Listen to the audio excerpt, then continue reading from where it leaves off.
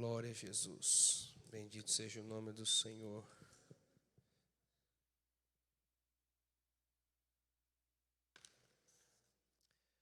Glória a Deus. Convido os irmãos a abrir a Bíblia em 1 Timóteo, capítulo 3, versículo de número 15.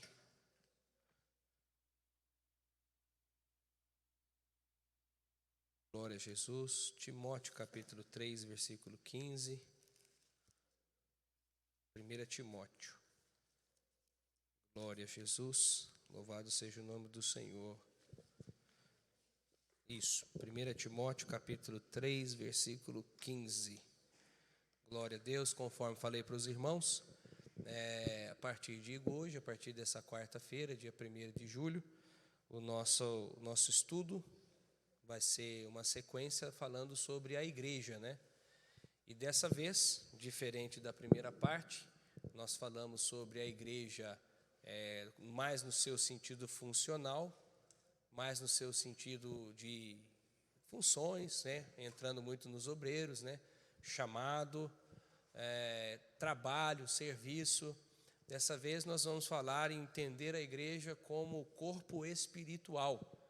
Isso é muito importante, principalmente nos momentos, nos dias que nós estamos atravessando, aonde o inimigo deu um grande golpe na igreja do Senhor Jesus e muitos de nós não percebemos, né? Então a ideia nossa é trabalhar dentro dessa nova máxima, dessa nova mensagem, nesse modelo de mensagem apresentando a igreja como corpo espiritual. Quem achou 1 Timóteo capítulo 3, verso 15, diga amém. Diz assim a palavra do Senhor, somente um versículo. Mas, se tardar, para que saibais como convém andar na casa de Deus, que é a igreja do Deus vivo, a coluna e firmeza da verdade. Amém? Os irmãos podeis assentar. Primeira coisa para nós aqui, coloca lá o primeiro, Marconi. A ideia nossa é explicar para os irmãos, não que os irmãos não o saibam, claro, mas dar uma noção mais profunda do que a Bíblia diz e do que representa e do que é a igreja. Algumas perguntas quando nós falamos da igreja, muitas vezes foi falado até aqui, não terminamos talvez essa explicação ou fizemos de forma isolada, quando a gente pergunta assim, o que é a igreja? Qual que é a resposta dos irmãos? O que é a igreja, presbítero Benedito? A palavra de Deus, a casa de Deus, a igreja somos nós. A palavra de Deus nós temos que entrar em ação. Quem mais me ajuda? Quer ver? Uma casa de oração. Como é que é? Templo espiritual. Aí alguém pode dizer assim, e é uma interpretação até muito comum, porém equivocada. A igreja sou eu, não é? Quem pensa assim? A igreja sou eu. Na verdade, a igreja não sou eu. Isso é um pensamento equivocado. E vou explicar para os irmãos, mais a seguir, o porquê que eu não sou a igreja. Eu sou uma parte dela.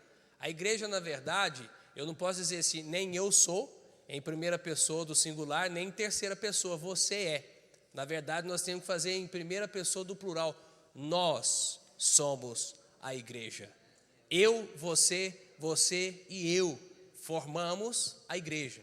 Então esse conceito muitas vezes de se posicionar de forma equivocada, às vezes não é de forma maliciosa, é de forma às vezes inconsciente. Eu sou a igreja. E na verdade eu não sou a igreja. Eu, você, juntos somos a igreja do Senhor Jesus. Outra coisa também que fica, e alguns falaram aqui, que a igreja é a casa de Deus, que a igreja é o prédio, por exemplo, né? Eu estou indo à igreja, é um termo que nós usamos, que também não é correto. Eu estou indo à igreja, na verdade nós estamos indo nos reunir para formar uma igreja. Porque se nós vimos aqui no templo e achamos que aqui é a igreja, e ficar esperando que da igreja saia alguma coisa, não vai acontecer absolutamente nada. Por quê? Nós reunidos, agora sim, nós somos neste culto uma igreja. Nós formamos neste culto, neste ajuntamento, nesta reunião, um corpo, uma parte, na verdade, do corpo de Jesus Cristo nesta terra, mas não o templo, porque tem alguns textos, inclusive, que às vezes nos confundem, quando Davi dizia assim: alegrei-me quando me disseram, vamos à casa do Senhor. Havia um conceito na antiga aliança de que Deus habitava em templos, que Deus habitava no prédio. O fato de Deus se manifestar no local não quer significa que Ele mora ou habita ali. Alguns exemplos disso. A Bíblia vai dizer que nos tempos do tabernáculo, preste bem atenção, quando tudo foi feito pela obediência e seguindo a orientação de Deus, fizeram então os primeiros sacrifícios. E o que a Bíblia diz? A Bíblia diz que a glória de Deus tomou conta daquele lugar. Mas aquilo não significa que o pedaço de terra ou aquela tenda tinha algum simbolismo sagrado ou acima do que deveria ter. Apenas Deus se manifestou naquela casa e naquele momento, porque havia o quê? Um ajuntamento de pessoas. Porque havia, de certa forma, o quê? Um rito ou uma obediência às leis de Deus, e Deus se agradou, e Deus deu um sinal. É desse jeito que eu quero, por isso eu me fiz presente. A Bíblia vai nos dizer que Salomão, mais um conceito de casa de Deus, quando ele constrói o templo, o primeiro culto, a Bíblia diz que a glória também encheu aquela casa, ao ponto que as pessoas não conseguiram ficar de pé. E aquilo foi um marco, aquilo foi uma grande marca. Aquilo, na verdade, Deus estava dizendo assim para Salomão: você fez do jeitinho que eu mandei fazer. Você obedeceu exatamente tudo o que eu mandei que fosse feito.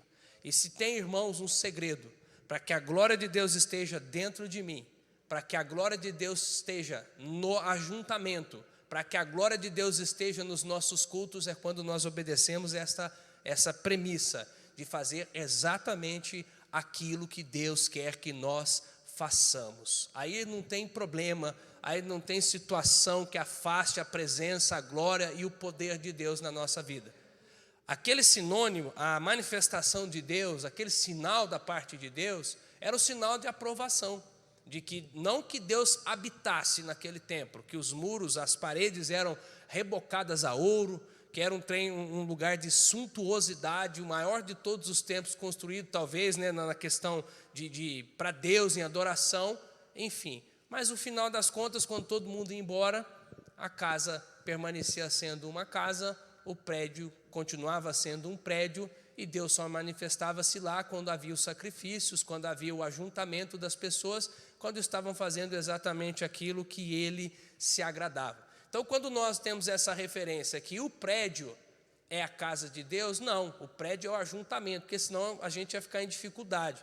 Aí nós íamos ficar assim, mas aonde que é a casa de Deus? É aqui? É lá no Imaculada? É lá no Corsete? É lá na Vila Floresta? Mas então Deus tem um tanto de casa, não é? Deus cada hora, cada momento está no lugar, não. Deus está onde nós nos ajuntamos. O que Jesus fala sobre isso aqui para nos dar esse pleno conhecimento? Jesus fala do conceito de estar e se fazer presente. Quando nós cultuamos a Deus, e é importante cada um de nós termos essa ideia na nossa mente, quando nós saímos das nossas casas e viermos ao culto, qualquer culto que seja um culto de escola bíblica, seja um culto de ensino, seja ele um culto de consagração, seja um culto de oração, qualquer que seja ele, o nosso conceito tem que ser o seguinte: eu estou indo buscar a presença de Deus. Por quê? Jesus disse assim: onde houverem 2 ou 3 reunidos em o meu nome, eu farei o quê? Presente. Ou seja, a presença de Deus, enquanto mais gente a gente puder juntar, melhor, mas a presença de Deus não depende de público. Não, a igreja está cheia é o sinal de que Deus está lá. Às vezes a igreja está cheia, às vezes as pessoas estão buscando agradar a Deus, mas às vezes tem alguma coisa lá que Deus não se faz presente. Às vezes há pecado no meio do povo, às vezes há pecado no meio da congregação, e Deus não se faz presente. Não é porque está cheio, mas quando há esse conceito, esse entendimento de que nos reunimos para adorar, nos reunimos para buscar a presença de Deus, Deus se faz presente. Essa é a mentalidade que nós cristãos temos que sempre ter, sempre na nossa mente. Eu vou na igreja para quê? Para adorar.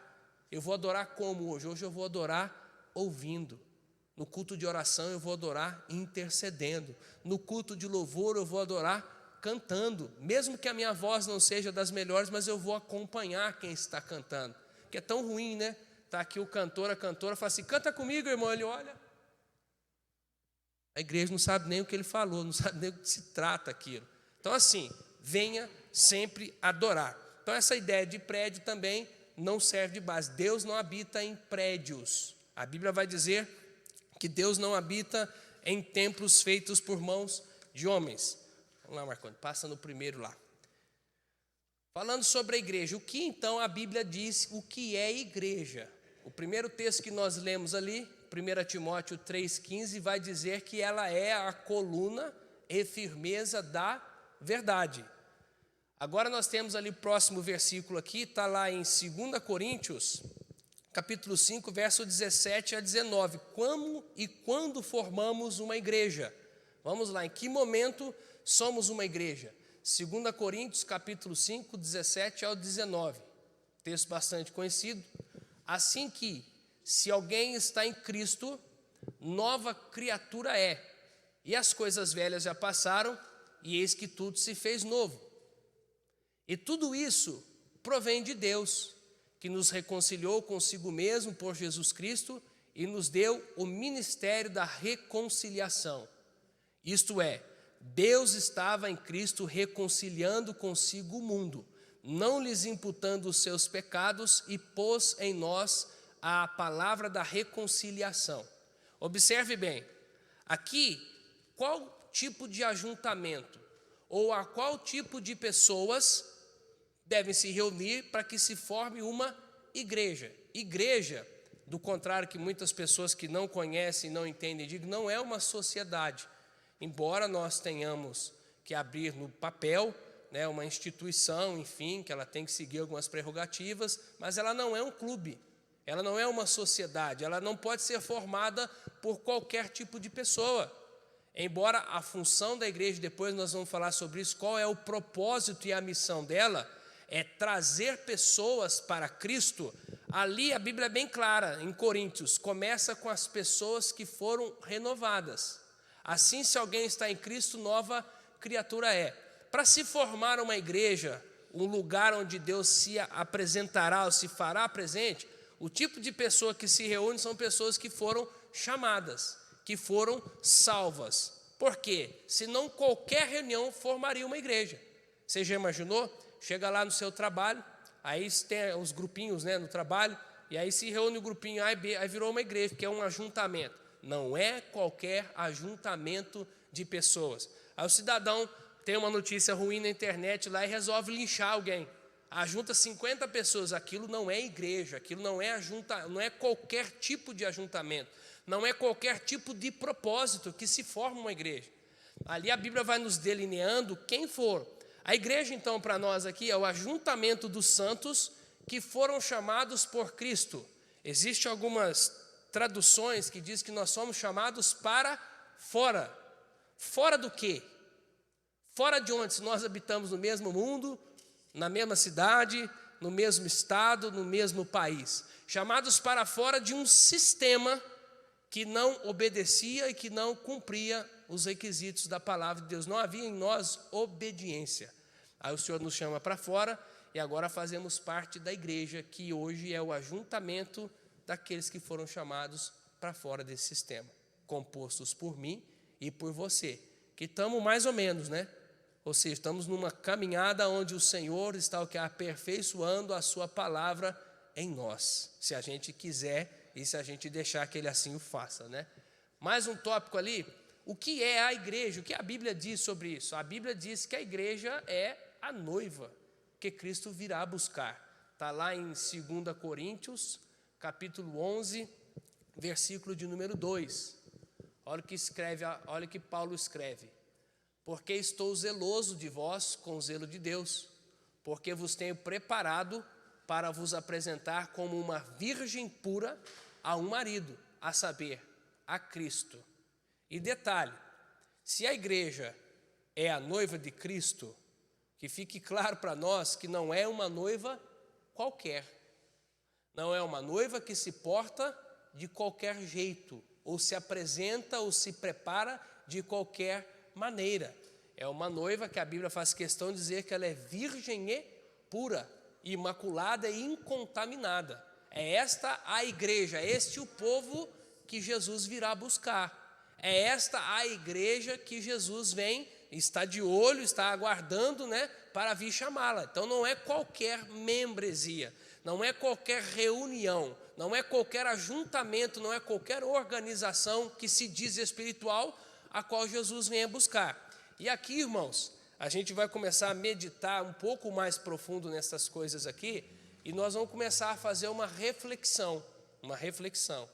Você, como parte da noiva de Cristo, como participante desse ajuntamento dos chamados para fora, como noiva, você tem se apresentado uma virgem pura para o Senhor Jesus, ou seja, sem se contaminar com o pecado, sem que as vestes tenham o quê? Mancha. O símbolo e o vestido de noiva, as mulheres sabem falar com mais propriedade sobre isso. O que se espera? Um vestido branco, e quanto mais branco, melhor. É uma complicação quando a gente vai casar, as mulheres vão ver vestido, elas não deixam a gente ir ver, e elas vão ver os vestidos, Ricardo? E vai e volta, e aí, deu certo, não deu. Mas como não? O vestido de noiva é tudo igual, não é? A gente pensa que é tudo igual, Para elas, irmão, cada vestido de noiva é algo diferente, E aí vai um, vai dois, vai três. Eu fico imaginando as noivas do estado de São Paulo. Lá em São Paulo tem um lugar lá, chama-se Palácio das Noivas. Sempre que a gente vai lá, a gente passa por ali. É uma loja enorme, parece um shopping, só com coisa de noiva.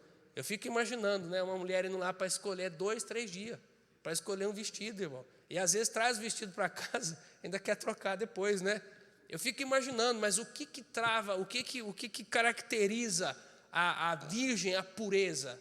O branco simboliza o quê? Pureza. O branco simboliza o quê? Santidade. Por isso tem um hino que diz que nós seremos mais alvos do que a neve. Por que mais alvos que a neve? João, quando está no céu, Deus revela para ele uma tonalidade branca, para que ele pudesse o quê? Expressar em palavras o que viu. Então João pensa, como é que eu vou explicar para a igreja que virá depois, para as pessoas que lerão o Apocalipse, a revelação, esse branco que eu vi? Hoje nós temos branco gelo, branco pérola, branco fosco, é um monte de branco. Para mim era um branco só. Aí o dia que você vai pintar a casa, aí o rapaz te abre um cardápio de cores com 3, 4 páginas de branco. Mas não é tudo branco? Não, cada branco tem uma tonalidade. E qual a tonalidade do branco que a igreja tem que se apresentar? A Bíblia diz, João fala, mais alvo do que a neve. Sabe por quê? A referência na mente de João, de cor mais clara que ele havia visto, era a neve. Então ele diz assim, o branco que tem no céu, o branco que representa a santidade, o branco a qual a igreja de Cristo terá de se vestir, tem que ser mais alvo do que a neve. Isso nos revela, irmão, que não existe fórmula humana, nem o homo, nem o dupla, nem o tripla, nem o quádruplação é capaz de purificar ou tornar vestes brancas mais do que a neve. Sabe o que o João está dizendo assim? Para ficar como Jesus quer, ou para se apresentar do jeito que precisa, só com a graça de Deus, é só milagre, é só poder do Espírito Santo, é só libertação. Não tem como a gente produzir isso. Por mais que venhamos tentar, ou por mais que tentemos fazer alguma coisa, mas é só a graça de Deus. Por isso que ele diz, mais alvo do que a neve. Se ele tivesse dito assim, branco como as nuvens do céu, aí podia dizer o algodão, mas não, ele diz mais alvo. Sabe por quê? Ele está dizendo assim, em outras palavras, branco dessa forma não existe. Branco desse jeito na terra não tem. Mais pertinho que eu vi foi a neve. Então, irmãos, só Jesus, para trazer-nos e nos dar as condições de nos apresentar como noiva virgem, imaculada, santa, sem contaminação, com as vestes mais alvas do que a neve. Então a igreja é aqui, noiva de Cristo. O que a noiva faz? A noiva traz consigo algumas características, além da separação, além da pureza, além das vestes brancas. A noiva, ela espera. É diferente dos casamentos hoje. Quem espera hoje é o noivo, né? O negócio está meio torcido, né? Nossa tradição é que a gente fica aqui, né? Esperando, né? A minha esposa conta que quando ela parou, o irmão Messias trouxe ela, ele parou, ele era taxista, ele parou o carro, né? E aí ela não descia do carro. E eu aqui, 40 minutos aqui embaixo, né? 40, cansado já de ficar em pé e nada, olhava para lá, olhava para cá, tinha falado com ela, estava tudo certo, não tinha fugido, né? Tinha passado pela casa dela à tarde, me deram notícia, ela está se preparando, falei, então vai dar certo. Estou lá esperando. E ela conta que travou. O medo tomou conta dela, que ela ficava assim, vou ou não vou? Vou ou não vou? Será que eu desço ou não desço, né? Mas o que nós, a característica da noiva, né? Ainda bem que ela desceu, né? Faz 15 anos já. Louvado seja o nome do Senhor Jesus. Ainda bem que ela não fugiu, né? Imagina que fez, sair correndo atrás da noiva, fica ruim, né? Mas o que a noiva faz de tradição? Ela aguarda o momento com ansiedade. Não aquela ansiedade que traz o pânico, não aquela ansiedade que hoje é o mal da sociedade, que traz o que? A síndrome, né? O pânico, o desespero, né? Não esse tipo de ansiedade, mas aquele desejo. Não vejo a hora chegar, não vejo o dia chegar. Quer dizer, não consigo aguardar. Ou seja, há uma expectativa. E quando há essa expectativa, há alguns certos cuidados. A noiva sabe que para estar preparada, ela tem o que se guardar. Para que o noivo venha a receber, no sentido espiritual, que Jesus venha a receber, tem que haver em nós que desejo do encontro. Agora já imaginou, no caso ali, não que ela não desejasse, foi um momento de dúvida, né, de medo, de menina, de 22 anos nós tínhamos, né? E enfim, medo. O que acontece? Nós não podemos ter medo de nos encontrar com o nosso noivo. Nós, como igreja, como noivo de Cristo, mas temos que ter o quê? Uma grande expectativa. Temos que olhar através da nossa oração, da nossa vida, viver como se Jesus aparecesse de repente e nos chamasse. Esse tem que ser o desejo que permeia o quê? A verdadeira igreja, que é noiva, que aguarda a data e a hora do casamento, que fica contando os dias e a hora, para que este grande momento chegue. A igreja também, e aqui vai falar um pouquinho mais da nossa parte, como participantes da igreja, lá em 1 Pedro, capítulo 2, 5, e eu quero também ler com os irmãos Mateus 16, mas vamos ler 1 Pedro primeiro, capítulo 2, verso 5, né? Acho que eu vou combinar com o Marconi aqui na próxima quarta-feira, para ele não mostrar os versículos bíblicos, viu, Marconi? Vou mostrar só o slide, porque a gente fala assim, quem achou, diga amém. Agora perdeu a graça lá, ninguém abre a Bíblia, ninguém achou, todo mundo acompanhando aqui. Você tem a tradução da King James aí? Se tiver a tradução, coloca da King James, por favor. 1 Pedro 2,5, olha o que diz a palavra. Vós também, referenciando as pessoas, né? Como pedras vivas, sois edificados casa espiritual, sacerdócio santo, para oferecermos sacrifícios espirituais agradáveis a Deus por Jesus Cristo. Ali, o apóstolo Pedro vai chamar a igreja, os membros, os participantes desse ajuntamento do corpo de Cristo como pedras vivas. Aonde que ele aprendeu isso? Lá em Mateus capítulo 16, versículo de número 18, Jesus explicou e dizia que ele era pedra. Mateus capítulo 16, verso 18. Barulho de Bíblia aí, ó. Mais um. Ô, glória. Mateus capítulo 16, versículo 18. Olha só o que Jesus, em conversa com Pedro, diz: pois também eu te digo, tu és Pedro, ou Petrus, e sobre esta pedra edificarei a minha igreja, e as portas do inferno não prevalecerão contra ela. Jesus aqui, um texto bastante conhecido, ele pergunta para os discípulos, as pessoas que estavam caminhando com ele há 3 anos e meio. E observe-se que havia dúvida. As pessoas dormiam com Jesus, comiam com Jesus, viam Jesus curar, viam as palavras de Jesus libertar, via Jesus expulsar demônios, viram Jesus acalmar a tempestade, viram Jesus andar sobre o mar, viram Jesus, irmão, fazer todos os milagres das narrativas bíblicas em quase todas as ocasiões. Isso estava com os 12 presentes. Em alguns momentos, Jesus estava com Pedro, Tiago e João na transfiguração, por exemplo. Não foram todos que participaram, mas na maioria dos milagres de Jesus estavam os 12. E Jesus chega num belo dia, chama os 12, faz uma reunião ministerial e diz assim: quem vocês pensais que eu sou? Aí ele imaginou, 3 anos e meio, vão saber que eu sou o Cristo, que eu sou o Salvador, que eu sou enviado de Deus. Aí começam os irmãos. Estão falando aí, olha que a falta de convicção em quem você tem servido, não é? Estão falando aí que o Senhor é um profeta. Quer dizer, mas o que você acha? Você vai viver daquilo que os outros falam, ou você vai deixar o Espírito gerar em você, através da palavra, uma opinião? Estão falando, sabe o que é isso? Eu acho, mas eu não tenho certeza que o Senhor é um profeta. Estão falando que o Senhor é o Elias. Ou seja, 3 anos e meio, parece muito tempo andando com Jesus, mas não foi suficiente para que aqueles homens tiveram convicção de quem ele era.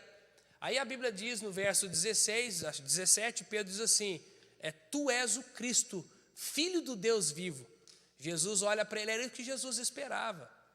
Nos momentos que muitas vezes nós somos, na verdade, somos o que? A palavra correta para isso, nós somos desafiados a dizer o que Jesus representa para nós. Sabe quando?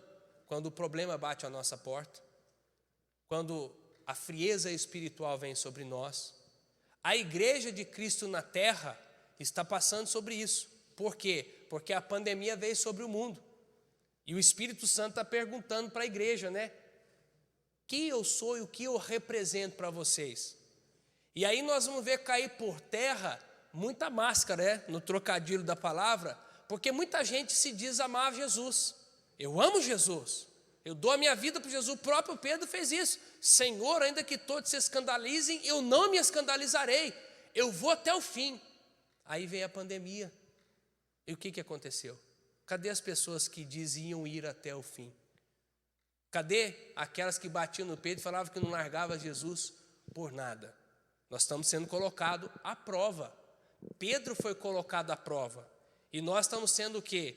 Confrontados com aquilo que realmente Cristo representa para nós, a nossa fé, a nossa essência. Estamos sendo confrontados agora com a nossa essência. Somos realmente servos de Deus? Ou só quando tudo está bem? Quando tudo está funcionando da forma que estamos acostumados? Quando tudo está ao alcance das nossas mãos? Quando a zona de conforto nos envolve? Aí está tudo bem, nós andamos com Cristo. Somos confrontados. Aqueles homens foram confrontados em um momento que não esperavam.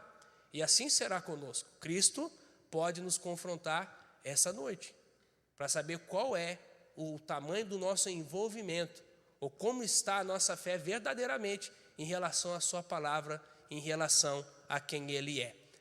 Pedro diz: tu és o Cristo, o Filho do Deus vivo. Ele diz: Pedro, isso vem de Deus, porque não é carne nem sangue. Carne e sangue não falaria isso, foi o Espírito de Deus que te revelou. E aí ele responde no verso que nós lemos, 18: tu és Petrus, pedra pequena, fragmento de pedra, mas sobre a sua confissão da pedra, Petra, verdadeira, de esquina e angular, através dela, por ela, a igreja vai ser o quê? Edificada. Só que quando Jesus fala que ele é Petrus, pedra pequena, Jesus não está menosprezando ele. É claro que Jesus é muito maior do que qualquer profeta, do que qualquer homem, do que qualquer pregador, e sempre foi e será muito maior que Pedro. Mas o que ele está dizendo? Colocando Pedro no lugar. Pedro, sobre a pedra da sua confissão, do nome de Jesus, do Cristo que veio de Deus, a igreja vai nascer. Mas você terá papel importante nela. Você se representará um pequeno fragmento, uma pedra pequena que vai ser colocada sobre o fundamento. E sobre isso, no texto que nós lemos, 1 Pedro 2,5, ele diz o seguinte, que nós somos pedras vivas. Por que ele usa esse termo pedras vivas? As construções antigamente, eu já tive a oportunidade de ver prédios com mais de 1000 anos de construção, 500 anos de construção, não tinham o mesmo modelo de construção que nós adotamos hoje. Hoje os irmãos que são pedreiros sabem disso com muito mais propriedade do que eu. Hoje nós temos tijolos, né? Agora estão fazendo casa até com isopor. Fica pronta mais rápido, né? Fazem as bases de ferro e colocam os isopor rapidinho, está pronto, não é? E fica de pé, não cai não, viu? Mas antigamente as pedras eram embasadas e estruturadas com grandes pedras. Pedras gigantes, pedras que eram firmes, sólidas.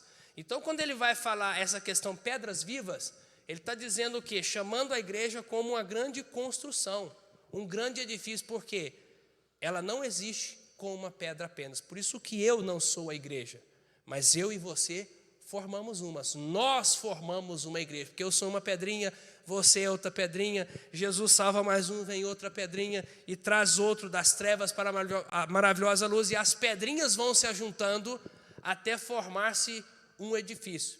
Já perceberam, não sei se os irmãos tiveram essa curiosidade, eu estudando isso aqui, me chamou a atenção, o Espírito de Deus me chamou a atenção, já perceberam que a igreja, ela nunca é falada que ela é um palácio?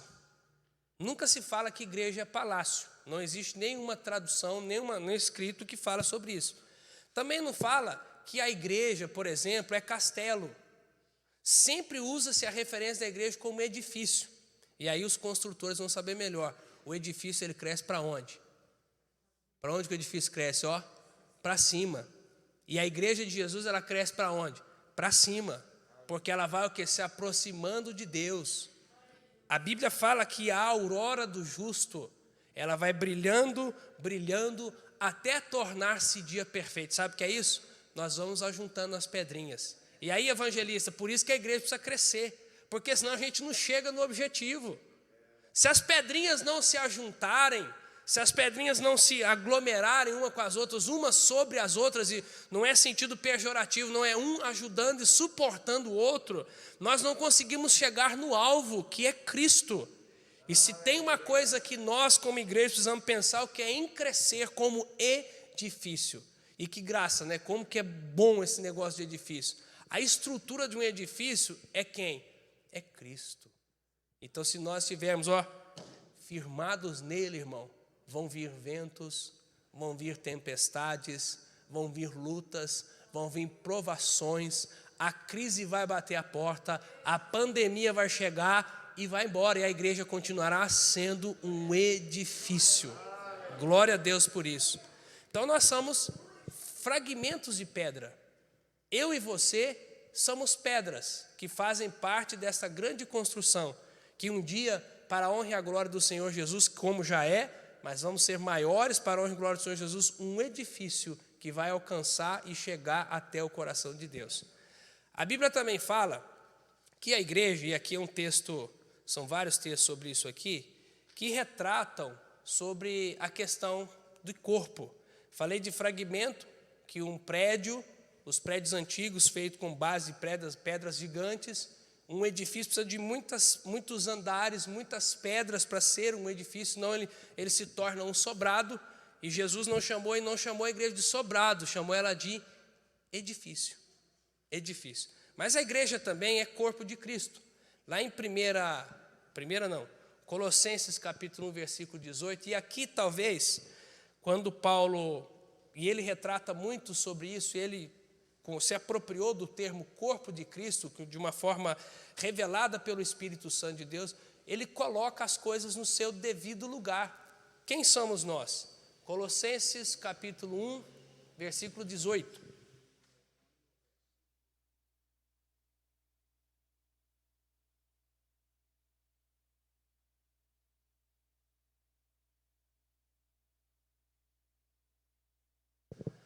O presbítero Djalma acabou de me dar uma orientação aqui, para nós colocarmos os versículos mesmo, porque a família dele lá no Pará, eles não têm Bíblia, eles estão nos assistindo pelas redes sociais e estão ouvindo a palavra do Senhor. Que o Espírito de Deus vos alcance através do Instagram, do Facebook, do YouTube, que a palavra de Deus que estamos recebendo aqui chegue até o seu coração e possa transformar a sua vida, assim como um dia transformou a nossa. Colossenses capítulo 1, 18, falando sobre igreja que é corpo de Cristo. Diz assim: e ele é a cabeça do corpo da igreja. Quem? Jesus. É o princípio e o primogênito dentre os mortos, para que em tudo tenha a preeminência. Mais um texto aqui para nós falando sobre isso, Efésios capítulo 1, versos 21 e 22. Efésios capítulo 1, 21 e 22. Acima de todo o principado e poder e potestade e domínio e de todo nome que se nomeia, não só neste século, mas também no vindouro. E sujeitou todas as coisas aos seus pés, sobre todas as coisas o constituiu como o cabeça da igreja. Ainda em Efésios capítulo 4, versos 15 e 16, reitera isso. Antes, seguindo a verdade em caridade, cresçamos em tudo naquele que é a cabeça, Cristo. Observe bem, a Bíblia diz que a igreja é o corpo de Cristo. E o corpo de Cristo, eu lembro que na escola a gente aprendia a dividir o corpo em 3 partes, né? Vamos ver se vocês estão lembrados da escola. Era cabeça, tronco e pernas, né? Assim que a criança aprendia lá antigamente, antes de aprender sobre anatomia, né? Sobre ossos, sobre nervos, sobre órgãos, a gente aprendia assim, as criancinhas lá no prézinho aprendiam assim no jardim, né? Que o corpo é cabeça, tronco e pernas, né? E pés. Pois bem, trazendo isso para a nossa maturidade, observe bem, Cristo é cabeça. Cabeça é o quê? O que a cabeça representa? Eu já vi corpo sem perna, eu já vi corpo sem braço, eu já vi corpo sem a parte toda de baixo, mas eu nunca vi um corpo vivo sem a cabeça. Não existe corpo vivo sem cabeça. Não existe. Existe coração que para e a pessoa não morre, porque a cabeça ainda está funcionando. Eles vão lá, fazem o coração voltar a funcionar e a pessoa torna a vida. Mas existem órgãos funcionando e quando tem a paralisia cerebral, não tem mais jeito. Sabe o que nós aprendemos aqui? Eu e você, como corpo de Cristo, nós somos totalmente dependentes dele. Sem ele, irmão, o organismo não funciona. Sem ele, coração não bombia sangue. Sem ele, irmão, não há o que tato, não há paladar, não há olfato, não há vida. A igreja que tem a morte cerebral decretada, e quando eu falo igreja é ajuntamento, como eu já volto a dizer, até hoje se você pensou que você era igreja, você estava enganado. Nós somos a igreja. E isso aqui é importante entender o que é corpo, porque vai colocar por terra um pensamento que já vem ganhando força há alguns anos no meio do evangelho, que sabe qual é? Vou servir a Deus em casa. Quem já ouviu isso? Evangelista deve ter ouvido muito. Vai pregar para as pessoas, não, eu amo Jesus, mas eu amo lá na minha casa. Eu sirvo a Deus lá na minha casa, só eu e ele, porque ele me entende. E eu entendo ele. Entende nada, irmão. O conceito de corpo de Cristo e ele como seu cabeça, você já quebrou. Hoje o que acontece? Nós estamos sendo hoje forçados. Tem pessoas que estão em casa, que não podem estar à igreja, e estão usando que as redes sociais, os canais de comunicação para receber a palavra. Enquanto nós somos impedidos de estar na presença de Deus, e estamos recebendo a palavra através desse meio de comunicação, está sendo um instrumento de Deus para a nossa vida, amém. A partir do dia que você, irmão, da Assembleia de Deus, Ministério de Varginha, deixa de vir à igreja, para ficar no conforto do seu lar, aprendendo a palavra à distância, você está quebrando a premissa do corpo de Cristo. Você está colocando que essa máxima espiritual em segundo lugar. Está colocando que aquilo que Jesus foi quem disse, que ele é a cabeça e que a igreja é corpo. Aí você quer ser corpo do seu jeito. Já imaginou, quem já teve unha encravada aqui? É terrível, né? Dá para calçar sapato com unha encravada? Não dá nem para andar, né? Dependendo do estado, dá nem para andar. Dá nem para andar. Já imaginou uma igreja com as unhas encravadas? Um corpo com as unhas encravadas? Sabe o que é isso? É um corpo que não anda. Uma igreja que não avança. Uma igreja que não caminha na direção de Cristo. E quando que as nossas unhas são encravadas? É quando a gente deixa o termo, o conceito de corpo de Cristo de lado. E o que o corpo de Cristo também nos ensina? Nos ensina que nós, irmãos, não só precisamos, como nós dependemos uns dos outros, e isso é fato. Vou falar de novo, vocês não entenderam. Não só precisamos, como nós dependemos uns dos outros. Senão o corpo não funciona. Não, a gente vai vir sem perna na igreja, ou vai vir sem braço, ou vai vir... Tem igreja que está fazendo hemodiálise. Sabe o que é hemodiálise? O rim para de funcionar. E para a pessoa não morrer, aí criaram uma máquina, onde a pessoa se submete a sessões de hemodiálise, onde o sangue dela, que deveria ser filtrado pelos rins, é filtrado pela máquina, para que a pessoa não morra. Tem gente respirando por aparelhos, porque não conseguiu compreender que a igreja é assim. Você precisa da igreja e a igreja precisa de você. E quando nós falamos isso, não estamos falando de organização institucional. Estamos falando de igreja como organismo espiritual. Quer ver eu falei alguns dias atrás sobre isso. O que nos ajuda a chegar longe no evangelho é isso. É você entender assim, eu preciso da igreja. Sabe o que é isso? Eu preciso ouvir a palavra. Eu preciso dos meus irmãos. Eu preciso estar junto com eles. Eu preciso fazer parte do corpo. Eu preciso ceiar. Eu preciso estar em comunhão. Eu preciso estar em pé. E a igreja, em outra parte, ela sente falta porque você é um membro importante. Independente de qual que você seja, mão, dedo, unha, algum órgão vital, pé, perna, alguma articulação, independente, você é importante como igreja. E nós precisamos uns dos outros para nos manter o quê? Vivos e constantes, ligados à cabeça. Detalhe, estarmos ligados faz toda a diferença. Sabe por que faz toda a diferença? Quem não quer o corpo ligado é o diabo. Quem quer atrapalhar o bom andamento da igreja em direção a Cristo é Satanás. Sabe por quê? Porque ele quer fazer que a gente tenha morte cerebral. Já viu o crente morrer e ter morte cerebral? Tem. Jesus disse assim, aquele que estiver ligado em mim, dá fruto. Aquele que não estiver ligado em mim, não poderá dar fruto de si mesmo. Sabe o quê? Morte espiritual.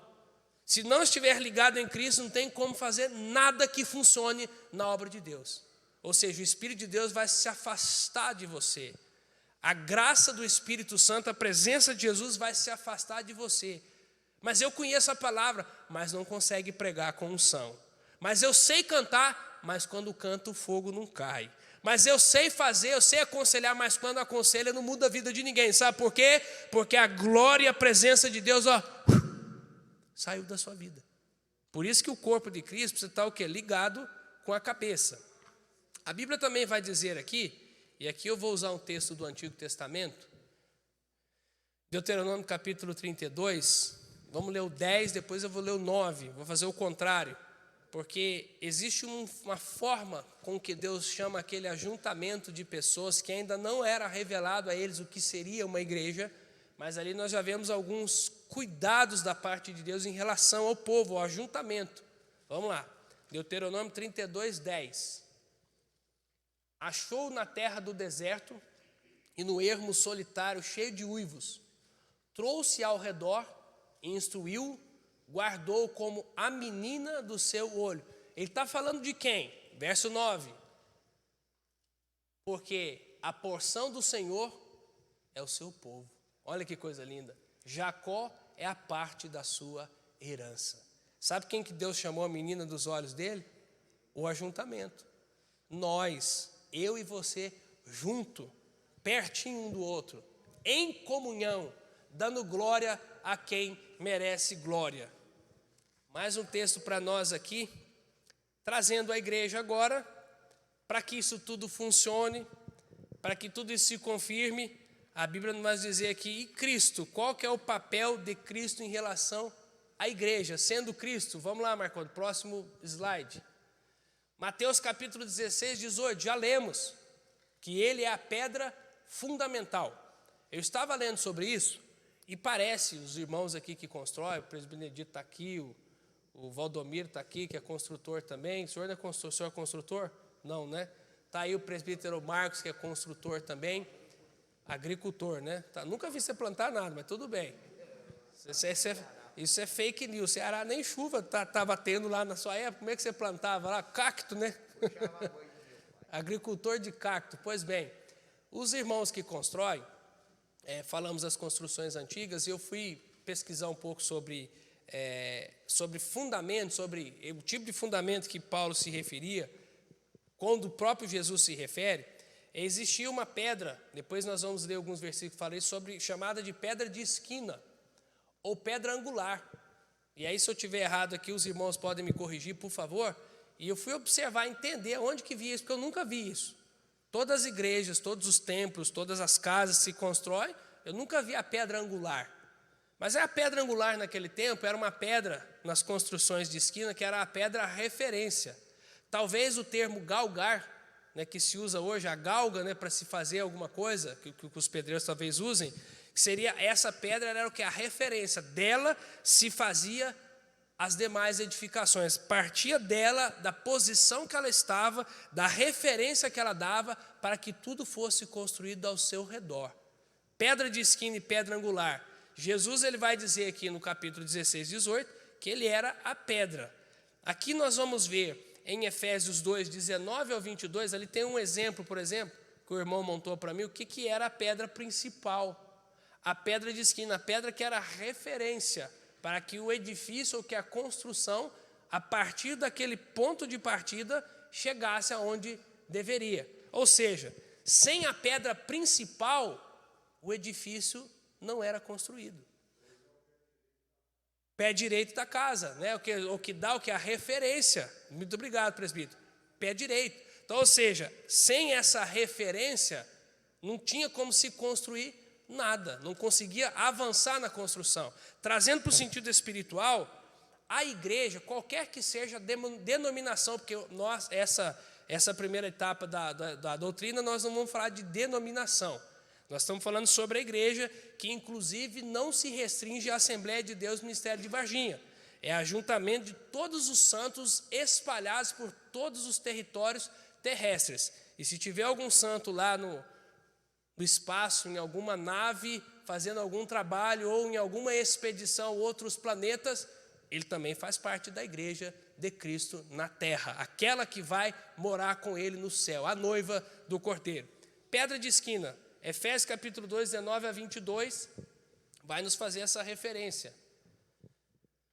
Assim que já não sois estrangeiros, nem forasteiros, mas concidadãos dos santos e família de Deus, edificados sobre o fundamento dos apóstolos e dos profetas, de que Cristo é a principal pedra de esquina.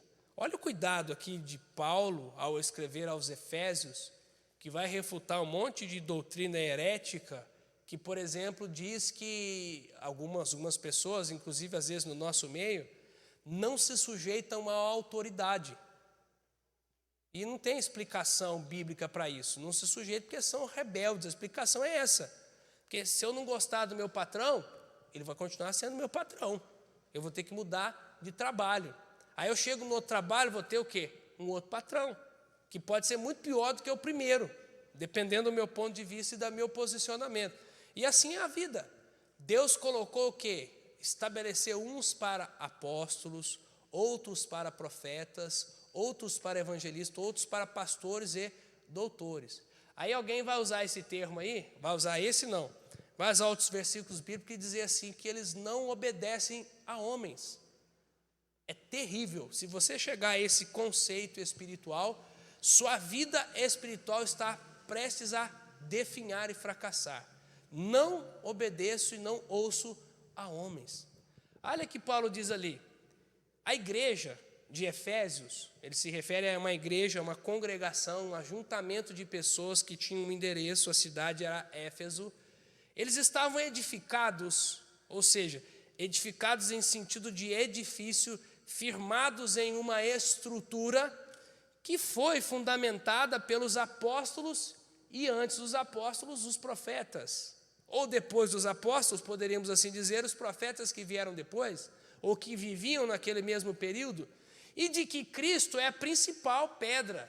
Sabe o que ele está dizendo? Eu coloquei os apóstolos lá, eu estabeleci os profetas, eu estabeleci os pastores, eu estabeleci os doutores, eu estabeleci a liderança. Para quê? Para lhe auxiliar, para lhe levar para próximo de Cristo, para te corrigir quando necessário, para usar o cajado quando preciso, para usar a vara quando você... A Bíblia diz, irmão, que a vara é para as costas do tolo.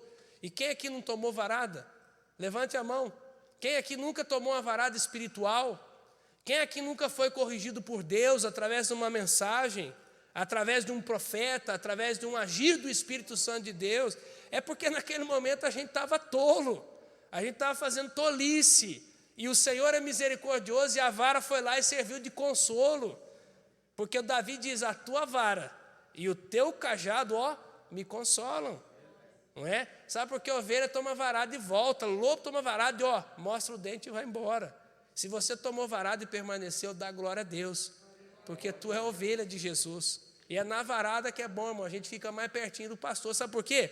Vem a varada, mas depois vem o bálsamo. A varada vem para corrigir os nossos passos tortuosos, mas depois ele traz com o cajado, coloca no colo e trata as nossas feridas. É só para quem é ovelha, irmão, dá glória nessa noite. Só para quem crê nessa palavra, dá glória nessa noite. É assim que o Pai nos trata. É assim que o Pai nos trata. E ali, para esse tipo de pessoa, para esse tipo de pensamento carnal, de que não obedece, não ouve ninguém, está aí, ó. Hebreus diz: obedecei aos vossos guias e vossos pastores, que hão de apresentar-vos diante de Deus, e que isso não seja feito com tristeza ou gemido, em algumas traduções, mas que seja feito com alegria. Aí você não obedece ninguém. Imaginamos hipoteticamente aqui, para a gente parafrasear essa mensagem: você não obedece ninguém. Como dizia minha mãe, quando ela tinha os seus 30 anos, eu me lembro, ela dizia assim: sou maior e vacinada e sou dona do meu nariz. Até hoje eu não sou dona do meu, e mal sabia ela que não era dona também. Mas ela pensava assim, pensamento arrogante: não respeito ninguém, não obedeço ninguém e faço aquilo que eu quero. Ela não conhecia Jesus, então ela pensava assim. O problema é que nós conhecemos a Jesus, e não há espaço em nós para esse tipo de pensamento, não há espaço em nós. E o que, imagine hipoteticamente, né? Você é assim, você está me ouvindo hoje aí, porque Deus não manda mensagem em vão. Você que está me ouvindo aí, a mensagem de Deus é para você. Hipoteticamente, o que a gente faz? A gente chega diante de Deus e não obedece ninguém.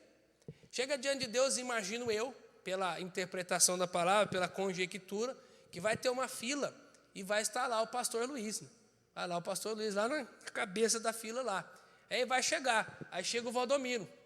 Chega o Valdomiro, e aí o pastor Luiz dá uma olhada para Jesus, faz assim: esse pode, esse teve pastor, esse respeitou a liderança, respeitou a hierarquia, não fez o que queria, obedeceu quando foi necessário, quando precisou corrigir, serviu de ovelha, cumpriu o ministério. Aí chega esse ou essa, eu imagino que nem fila ele deve entrar. Se é que, eu estou conjecturando, porque nem lá, irmão, ele vai chegar. Eu estou imaginando se ele chegasse. Né? Talvez você pense que vai chegar, mas você não vai chegar. Sabe por quê? Você não tem representação. Você vai chegar lá, não tem ninguém com o seu nome na lista. Sabe por quê? Porque você não serviu como corpo. Você não fez parte da igreja. Isso aqui, nós vamos falar na próxima lição, talvez a gente entre nesse tema. Existe muita gente, irmão, que vem na igreja, mas que não é da igreja. É fato, que não faz parte do corpo. E não estou falando só quem visita, não. Não estou falando só quem está fora de comunhão. Porque o estar ou não em comunhão, para você que tropeçou, é uma questão de tempo. Se você se arrependeu e Jesus voltar e você não estiver em comunhão, você vai ser inserido no corpo e ele te leva para a glória, se você estiver arrependido. O problema não é aquele arrependido, o problema é aquele que ceia, é aquele que vem nos cultos, que todo mundo acha que ele é da igreja, mas na verdade ele não é. E a Bíblia diz, o apóstolo Paulo cita certa feita, aqueles que se dizem judeus, mas não são. Aqueles que pagam de fiéis, mas dentro deles são lobos devoradores. Aqueles que fazem de conta que servem a Deus, que estão lá para ser, mas na verdade não estão. Não estão. Então aqui Cristo, Efésios capítulo 2, 19, Marcos também 12, 10, vai falar sobre essa pedra de esquina, essa pedra que é a principal, é a mais importante. Sem ela, as construções, os edifícios não existiriam. É assim que Jesus faz essa referência a ele mesmo. Marcos capítulo 12, 10 e 11. Ainda não lestes esta escritura? Ele faz uma referência ao Antigo Testamento. A pedra que os edificadores rejeitaram. Esta foi posta por cabeça da esquina. Isso foi feito pelo Senhor e é coisa maravilhosa aos nossos olhos? Próximo. Não, acabou aí. Isso é coisa maravilhosa aos nossos olhos, quer dizer, foi Deus quem fez. Deus criou esse meio, Deus fez dessa maneira, e você está se maravilhando por isso, você está duvidando de que realmente é Ele quem faz, é Ele quem se posiciona, é Ele quem coloca. A Bíblia diz que a pedra que foi rejeitada pelos edificadores. Jesus está fazendo uma referência à lei, está fazendo uma referência à religiosidade da época, quer dizer, eu estou aqui, eu estou à disposição, tem que começar através de mim, mas eu fui o quê? Rejeitado. Isso está mais esclarecido lá em João, quando ele fala, né, que ele veio para os que eram seus e os seus não o receberam. Quer dizer, a pedra veio e foi entregue para os edificadores. Quem eram os edificadores? Os sacerdotes, o sumo sacerdote, os escribas, aqueles que cuidavam do judaísmo. Eles eram os edificadores originais. Aí Deus chega e diz assim, toma pedra, para que vocês edifiquem através dela o quê? O edifício. E o que a Bíblia diz? Que eles então a rejeitaram. E sabe o que Deus fez? Deus tirou eles. Trouxe a pedra, ela foi edificada e nós, a igreja, nascemos e fomos firmados em cima dela. Tem que tomar cuidado com esse negócio, porque tem coisa que às vezes você não quer, mas tem gente de olho. Quer dizer, eles não queriam. Jesus falou, vem gentil, vem nação que não falava pelo meu nome, que não desejava a minha presença, vem que eu vou salvar. E nós temos que aprender isso aqui como igreja do Senhor Jesus. Vou ler mais 2 versículos para a gente fechar e a gente encerrar, porque você não deve deixar ou rejeitar a igreja do Senhor Jesus. Porque se você fizer isso, irmão, Deus vem e põe outro no seu lugar. Às vezes você não está dando muito valor ao teu papel, e o fragmento de pedra talvez pareça insignificante no contexto, sozinho. Mas quando a gente ajunta o fragmento, o edifício cresce, a igreja é estabelecida e o nome do Senhor é glorificado. Mas tem uns fragmentos que acham que é muito importante. Aí sabe o que acontece? Deixa de lado a igreja, mas a igreja, irmão, vai continuar sendo igreja. E eu disse para os irmãos, se você pensar assim, eu preciso da igreja, e a igreja precisa de mim como instrumento ou como instituição espiritual, a nossa vida no Evangelho vai longe. Todos os problemas e os defeitos que a gente tem, porque a gente dá defeito, não é? Quem aqui não dá defeito, levante a mão, deixa eu ver. Nós vamos levar você para a NASA, para você ser estudado lá, para a gente fazer uma cópia sua. Todo mundo aqui uma hora dá defeito, ou vai dar, ou já deu, ou está dando uns piripaque aí, não é? Acontece. O que Jesus vem? Só que você é um fragmento. E Jesus quer que você continue fazendo parte o quê? Da construção. Porque você é importante para ela. Aí Jesus vem dar um jeitinho em nós. Quando a gente entende que é fragmento. Tem gente que acha que é pedra angular. Esse é rejeitado. Porque a pedra angular é só uma, é Cristo. A base, o fundamento, a estrutura. Sobre base, Colossenses capítulo 1, 16 e 17. Que ele também é a base. Porque nele foram criadas todas as coisas que há nos céus e na terra, aquelas que nós vemos e as que nós não vemos, sejam tronos, e aqui tem outra, aquela que nós entendemos e a que nós não entendemos também. Em outras traduções, aquelas que são animadas e as inanimadas, que é com vida e sem vida, a que eu vejo, a que eu não vejo, a que eu conheço e a que eu também não conheço. Sejam tronos, sejam dominações, sejam principados, sejam potestades, tudo foi criado por Ele e para Ele. O apóstolo Paulo diz, né? Ele é antes de todas as coisas e todas as coisas subsistem por Ele. Tem outro texto que diz, porque dele e por Ele e para Ele são todas as coisas. Aqui diz que Ele é o quê? A base. Foi a partir dele que todas as coisas foram criadas. João vai mais profundo, ele diz assim, e todas as coisas foram criadas por Ele, e sem Ele, nada do que foi feito se fez. Base, princípio, origem. O João fala diferente. João diz, Ele é o alfa e Ele é o ômega. Ele é o princípio de todas as coisas e todas as coisas vão terminar com Ele também. Ou seja, Cristo é a estrutura da igreja e sem Ele a igreja não existe. Amém? Já deu 9:3, o outro texto de Efésios 5:23 vai mais uma vez ressaltar Cristo como cabeça. Eu já citei alguns versículos aqui, acho que ficou entendido para os irmãos. Coloca esse aí, eu só vou ler e vou entregar a oportunidade, pastor. Efésios 5:23, calma, irmãs, não vou falar de casamento, já falei de noiva, não vou falar sobre o papel da mulher nessa história, nem do marido, vamos falar de Jesus, tá bom? Nós vamos usar só os dois para parafrasear, porque o marido é a cabeça da mulher, é a Bíblia que diz, como também Cristo é a cabeça da igreja, sendo ele o próprio salvador do corpo. Para encerrar, tem um ditado que diz assim, como é que é, a cabeça padece, quando a cabeça não pensa ou quando ela adoece, o corpo padece. E assim é a igreja, e assim sou eu e você, e o ajuntamento em qualquer parte do mundo que ele esteja e represente, quando Cristo deixa de ser a nossa direção, a nossa sabedoria e o nosso sustento. Amém? Que Deus abençoe os irmãos. As palmas do novo Senhor. Quarta-feira nós estamos aqui de novo.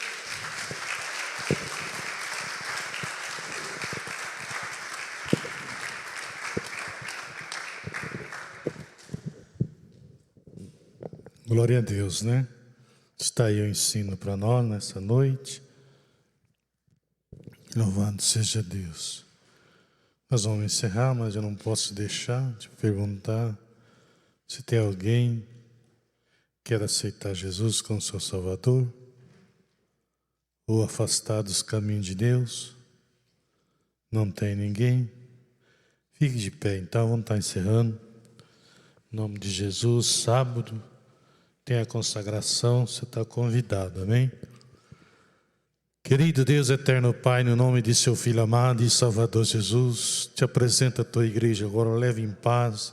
Meu Deus, eu não sei que os corações veem aqui nesta noite pensando em falar com o Senhor de alguma coisa, mas que o Senhor possa abençoar, Senhor, em todas as áreas, meu Deus, meu Pai querido, e guardar a tua palavra dentro do teu coração.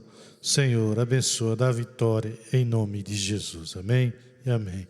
Que o amor de Deus e a paz do Senhor Jesus e a comunhão do Espírito Santo permaneça para todos sempre. Todos dizem amém. Está encerrado em nome de Jesus.